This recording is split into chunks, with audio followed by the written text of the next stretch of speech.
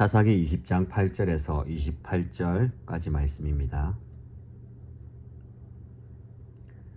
사사기 20장 8절에서 28절까지 말씀을 함께 읽겠습니다. 그러자 모든 사람이 한꺼번에 일어나서 외쳤다. 우리 가운데서 한 사람도 자기 장막으로 가서는 안 된다. 아무도 집으로 돌아가서는 안 된다. 이제 기브아 사람들에게 우리가 할 일은 이렇다. 제비를 뽑아 그들을 치자. 이스라엘의 모든 지파에서 100명마다 10명을, 1000명마다 100명을, 10,000명마다 1000명을 뽑아서 그들에게 군인들이 먹을 양식을 마련하게 하고, 군인들은 베냐민 땅에 있는 기브아로 가서 기브아 사람이 이스라엘 안에서 저지른 이 모든 수치스러운 일을 벌하게 하자. 그리하여 모든 이스라엘 사람이 하나같이 뭉쳐서 그 성읍을 치려고 모였다. 이스라엘의 지파들이 베냐민 온 지파에게 사람을 보내어 이렇게 말을 전하였다. 당신들 가운데서 이런 악한 일이 일어나다니 어찌된 일이요? 그러니 당신들은 이제 기브아에 있는 그 불량배들을 우리 손에 넘겨서 우리가 그들을 죽여 이스라엘에서 이런 악한 일을 없애게 하시오. 그러나 베냐민 자손은 그들의 친족인 이스라엘 자손의 말을 들으려 하지 않았다. 오히려 베냐민 자손은 이스라엘 자손과 싸우려 나가려고 모든 성읍에서 기브아로 모여들었다. 그날에 모여든 베냐민 자손은 기브아의 주민들 가운데서 뽑은 700명 외에도 각 성읍에서 나온 칼을 쓸 줄 아는 사람 26,000명이 합세하였다. 이 모든 사람 가운데서 뽑힌 700명 왼손잡이들은 무린매로 돌을 던져 머리카락도 빗나가지 않고 마치는 사람들이었다. 이스라엘 사람들에게는 베냐민 자손을 제외하고도 칼을 쓸 줄 아는 사람이 40만 명이나 있었는데 그들은 모두 잘 싸우는 용사였다. 이스라엘 자손이 일어나 베델로 올라가서 하나님께 여쭈었다. 우리 가운데 어느 지파가 먼저 올라가서 베냐민 자손과 싸워야 합니까? 주님께서 말씀하셨다. 유다 지파가 먼저 올라가거라. 다음날 아침에 이스라엘 자손이 출동하여 기브아 맞은편에 진을 쳤다. 이스라엘 사람은 베냐민 자손과 싸우려고 나가서 기브아를 마주보고 전투 태세를 갖추었다. 그러자 베냐민 자손이 기브아에서 나와 그날에 이스라엘 사람 22,000명을 땅에 쓰러뜨렸다. 그래서 이스라엘 자손은 베델로 올라가서 주님 앞에서 날이 저물도록 목 놓아 울면서 여쭈었다. 우리가 다시 가서 우리의 동기 베냐민 자손과 싸워도 되겠습니까? 그때 주님께서 올라가서 싸우라 하고 말씀하셨다. 이스라엘 사람들은 스스로 용기를 내어 첫날 대열을 갖추었던 그곳으로 가서 다시 전투 태세를 갖추었다. 그 이튿날에 이스라엘 자손이 베냐민 자손을 치려고 가까이 나아갔다. 베냐민 자손은 이튿날에도 그들을 대항하려고 기브아에서 나와서 이스라엘 자손 18,000명을 땅에 쓰러뜨렸는데 죽은 이들은 모두 칼을 쓸 줄 잘 아는 사람들이었다. 그러자 온 이스라엘 자손은 베델로 올라가서 주님 앞에서 목 놓아 울었다. 그들은 거기에 앉아서 날이 저물도록 금식하고 주님께 화목제와 번제를 드리고 주님께 여쭈었다.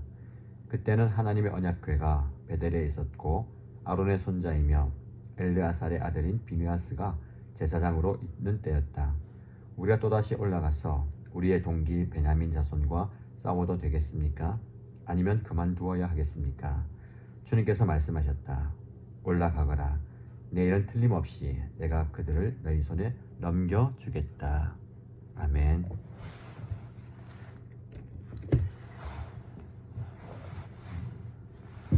레위인의 기브아 주민들을 향한 분노에 섞인 보복의 요구에 이스라엘이 응답하지요. 이스라엘의 모든 백성들이 한 사람과 같이 베냐민 지파에 대한 응징을 결정하고 전쟁을 준비하는 모습이 오늘 본문에 나옵니다.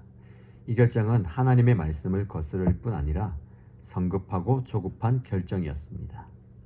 율법에서는 송사가 발생하는 경우 제사장과 재판관이 원고와 피고의 입장을 다 들어야 하고 두세 증인을 세워야 하고 사건을 자세히 묻고 살펴야 할 의무가 있다고 말씀합니다. 그렇지만 이스라엘의 이런 결정은 레위인 한 명의 증언으로만 내려졌습니다. 하나님의 말씀을 신중히 여기지 않고 성급하게 판단할 때에 모든 일을 거르친다는 것을 사사기 말씀, 특별히 입다나 삼손 등의 이야기에서 우리는 살펴보았습니다. 그런데 이번에는 이스라엘 전체가 이와 같은 잘못을 저지르게 됩니다. 그들은 미스바 총회에서 베냐민 지파와의 전쟁을 결정하고 모두가 전쟁 준비를 하자.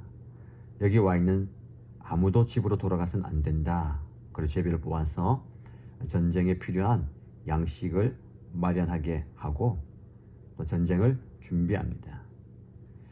그 모든 준비에 이스라엘 사람들이 하나같이 뭉쳐서 그 성읍을 치려고 모였다라고 말씀합니다. 먼저 그들은 베냐민 지파에게 그리고 기브아 사람들에게 불량배들을 우리의 손에 넘겨달라라고 이야기합니다. 그리고 율법에 의하면 그런 악한 행동을 저지른 자들은 죽어 마땅하기 때문에 우리에게 넘겨서 죽게 하겠다. 그래서 이스라엘에 이런 악한 일이 없게 하겠다라고 말합니다. 그 이야기를 들은 베냐민 자손들은 친족들의 그 말을 무시하고 오히려 이스라엘 자손들과 싸우기 위해서 기브아에 모여듭니다.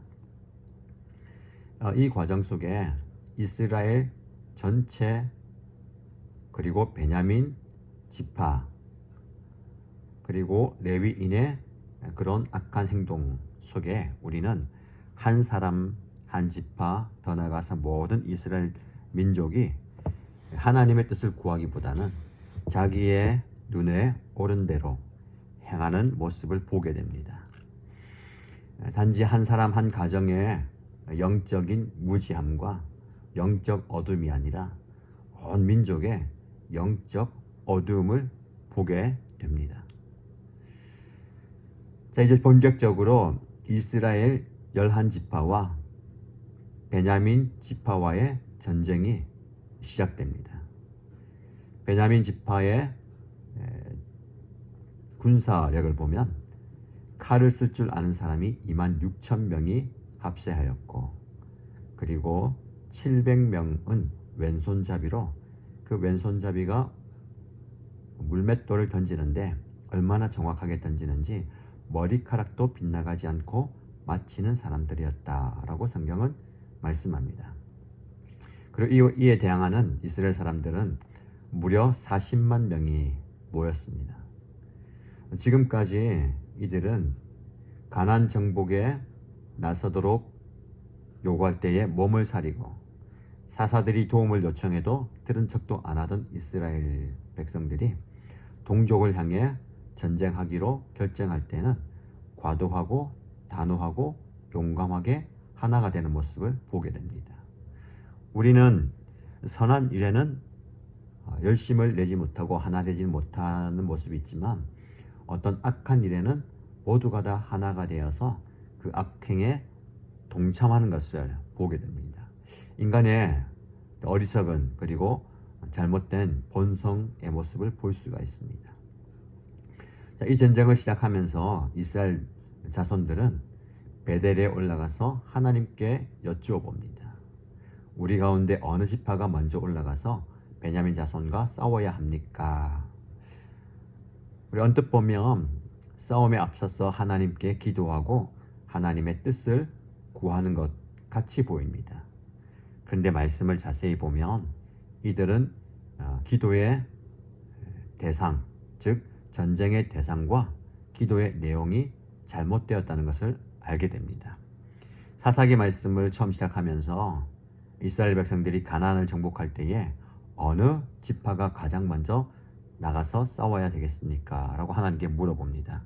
그때 하나님께서는 유다 지파가 가장 먼저 싸워야 된다라고 응답을 주시죠.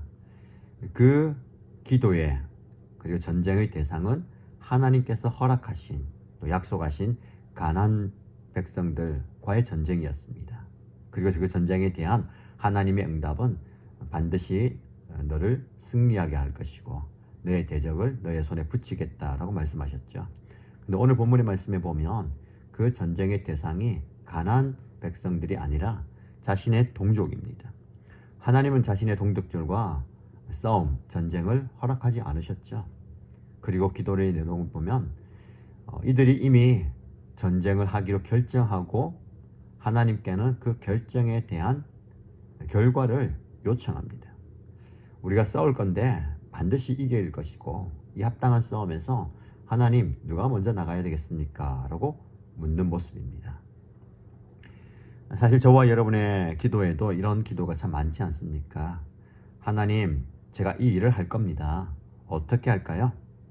또 어떻게 해야 좋은 결과가 있을까요? 전 결과를 주십시오 라고 이미 답을 정해놓은 기도를 할 때가 참 많이 있습니다. 그럼 우리는 먼저 어떤 일을 하기 전에 우리가 하나님의 뜻을 물어보아야 합니다. 그게 바로 우리가 해야 할 일입니다. 근데 우리는 이걸 잊어버리고 내가 정한 길, 내가 정한 답을 미리 하나님께 올리면서 하나님께서 이 길을 반드시 허락해 주셔야 된다. 아니, 내가 원하는 대로 주셔야 된다라고 기도할 때가 참 많이 있습니다. 우리가 하나님께 바른 기도를 드려야 되겠습니다. 자, 전쟁을 시작합니다. 하나님께서 응답을 주시죠. 유다 지파가 먼저 올라가거라. 그러나 이 응답은 완전한 응답이 아닙니다. 왜냐하면 하나님께서 전쟁은 허락하시지만 승리를 주겠다라고 약속하지 않으셨기 때문입니다. 결국 이스라엘 백성들은 베냐민 자손과 싸우려고 나가서 전투를 하지만 크게 패하고 맙니다. 그날의 이스라엘 사람들이 22,000명이 전사합니다. 군사의 규모로 볼 때에 당연히 이스라엘이 이길 것 같아 보였지만 베냐민 지파에게 엄청나게 패하는 결과를 얻게 되지요. 그리고 돌아와서 그들은 하나님께 목 놓아 울면서 여쭙니다. 우리가 다시 가서 우리의 동기 베냐민 자손과 싸워도 되겠습니까? 큰 실패 이후에 그들이 영적으로 깨닫고 하나님의 뜻을 구하는 기도인가? 또 그렇지 않습니다. 하나님께서는 그들에게 올라가서 싸워라 라고 전쟁을 허락하시죠. 그러나 이번 두 번째 기도에도 전쟁에 대한 결과, 승리의 약속을 주시진 않습니다. 이스라엘 사람들은 크게 울었던 그 모습을 툴툴 털고 스스로 용기를 내어 대열을 갖추고 전투 태세를 준비합니다. 그리고 다시 한번 전쟁에 나가죠. 여러분, 우리의 삶에 적용한다면 우리가 큰 어려움을 당하고 힘든 순간에 그 아픔과 괴로움 때문에 낮아져서 하나님의 도움을 구할 수도 있습니다. 아니, 구할 때가 참 많죠. 울면서 도와달라고, 또 다시 용기를 내고, 또 싸울 태세를 갖추고 전열을 가다듬고 나아갑니다. 그러나 여러분, 아무리 우리가 스스로 용기를 북돋우고 전투 태세를 갖춘다 하더라도 하나님께서 허락하지 않으시면 전쟁에서 이길 수가 없습니다. 이스라엘 백성들이 그걸 몰랐죠. 두 번째 기도에도 진정한 회개가 아니라 이번에는 우리가 다시 힘을 모아서 용기를 얻어서 싸울 테니 하나님이 도와주셔야 됩니다 라는 기도를 드렸습니다. 결국 두 번째 싸움에도 그들은 베냐민에게 크게 지고 18,000명이 전사하게 됩니다. 이제는 모든 이스라엘 백성들의 사기가 땅에 떨어졌을 겁니다. 온 이스라엘 자손들이 베델로 올라와서 주님 앞에 목 놓아 울었습니다. 그리고 거기에 앉아서 날이 저물도록 금식하고 하나님께 화목제와 번제를 드립니다. 그리고 하나님께 여쭤보죠. 그리고 말씀에 보면 하나님의 언약궤가 베델에 있었고 아론의 손자이며 엘르아살의 아들인 비느하스가 제사장으로 있는 때였다. 언약궤와 제사장이 등장합니다. 사사기 전체 말씀 중에 이 말씀에 처음으로 등장하게 되는데, 이 말씀이 기록된 이유는 아마도 두 번의 큰 실수와 실패 이후에 그들은 자신의 연약함, 죄악된 하나님 앞에 겸손하지 못했던 부분들을 충분하게 회개하고 겸손히 낮아졌던 것 같습니다. 그래서 하나님께 세 번째 기도하지요. 우리가 또다시 올라가서 우리의 동기 베냐민 자손과 싸워도 되겠습니까? 아니면 그만두어야 하겠습니까? 이렇게 기도합니다. 사실 이 기도는 이스라엘 백성들이 처음에 전쟁을 일으키기 전에 물어야 할 질문이었습니다. 그러나 그들은 이미 베냐민과 싸우기로 결정하고 모든 것을 다 준비한 이후에 하나님께 우리는 싸우러 나갑니다. 그러니 하나님 도와주십시오. 그렇게 기도했죠. 그게 아니라 하나님, 이런 상황 속에서 우리가 싸워야 되겠습니까? 싸움을 그만두어야 되겠습니까? 라고 물어야 됩니다. 저와 여러분 삶에도 마찬가지입니다. 하나님께 기도할 때에 우리는 하나님 이것 나에게 필요합니다. 이것 해야 됩니다. 이 길로 갈 겁니다. 도와주세요가 아니라 하나님, 이 길을 가는 것이 맞습니까? 이렇게 하는 것이 맞습니까? 어떻게 할까요? 라고 물어야 되겠습니다. 이런 기도를 하나님께 드려야 되지요. 그런 기도할 때 하나님께서는 우리에게 바른 응답을 주시겠습니다. 세 번째 기도에 하나님은 응답하시죠. 올라가거라. 내일은 틀림없이 내가 그들을 너희 손에 넘겨주겠다. 전쟁에 대한 허락과 동시에 승리의 약속을 주십니다. 여러분, 이것이 중요합니다. 우리의 싸움은 하나님께 달려 있습니다. 하나님께서 이기게 하시면 어떤 싸움도 이길 수가 있습니다. 이 승리에 대한 약속이 우리에게 중요합니다. 여러분, 하나님을 신뢰하시되 하나님의 뜻에 맞는 싸움을 하십시오. 우리의 모든 싸움이 내가 보기에는 합당한 것 같지만 하나님 보시기에 합당하지 않을 수도 있습니다. 하나님께서 허락하시고 하나님께서 이기게 하는 싸움을 싸워야 되겠습니다. 결국 이스라엘 백성들도 두 번의 전쟁을 통해서 교만하였던 하나님의 뜻을 구하지 않은 모습에 대한 심판을 받게 되었습니다. 마지막으로 이제는 또 베냐민 자손들의 교만과 범죄에 대한 심판을 이스라엘 통해서 하나님께서 이루시지요. 하나님을 신뢰하지 않는 점에서는 베냐민이나 이스라엘이나 레위인들이나 기브아 사람들이나 마찬가지입니다. 우리도 마찬가지입니다. 우리의 일이 잘 되느냐, 성공하느냐, 내가 원하는 것이 이루어지느냐, 그것이 중요한 게 아닙니다. 우리가 하나님을 얼마나 신뢰하느냐, 우리의 결정과 삶의 자리에 하나님의 뜻이 얼마나 함께하느냐, 아니 우리가 하나님의 뜻대로 살아가느냐, 이것이 관건입니다. 저와 여러분들이 내 뜻대로, 내 원하는 대로, 내 눈에 좋은 대로가 아니라 하나님의 뜻을 구하는 기도하십시다. 그리고 하나님께서 원하시는 그 길이라면 하나님께서 승리를 주실 줄 믿습니다. 그 승리의 길을 함께 걸어가는 저와 여러분 되시기를 주님의 이름으로 축복합니다. 함께 기도하겠습니다. 하나님 아버지, 감사합니다. 오늘 본문의 말씀을 통해서 이스라엘 자손들의 연약함과 베냐민 자손들의 교만함을 살펴보았습니다. 인간의 눈을 볼 때에 당연히 죄에 대한 그 완악한 행동에 대한 결과와 심판을 받아야 되는 것 같고, 그 일을 내가 해야 되는 것 같이 보인다 하더라도 하나님의 뜻을 구하는 저희들이 되기를 원합니다. 하나님께 먼저 묻고 하나님께서 원하시는, 하나님께서 기뻐하시는 그 걸음을 걸어가는 저희들이 되게 하여 주옵소서. 오늘 우리가 살아갈 때에 그저 당연하게 살아왔던 그 삶 속에서도, 그리고 지금까지 해왔던 결정과 누가 보아도 당연하게 내린 그 결정 속에서도 하나님의 뜻을 구하는 저희들이 되게 하시고, 또 하나님의 도우심을 구하는 우리의 모습이 되게 하여 주옵소서. 어떤 순간에서도 내 눈에 좋은 대로, 내가 원하는 대로가 아니라 하나님께서 기뻐하시는, 또 하나님께서 원하시는 그런 걸음을 걸어가는 우리의 삶이 되게 하여 주옵소서. 그런 모습으로 살아갈 때에 우리 하나님께서 우리에게 이기게 하시고 또 승리를 허락해 주실 줄 믿습니다.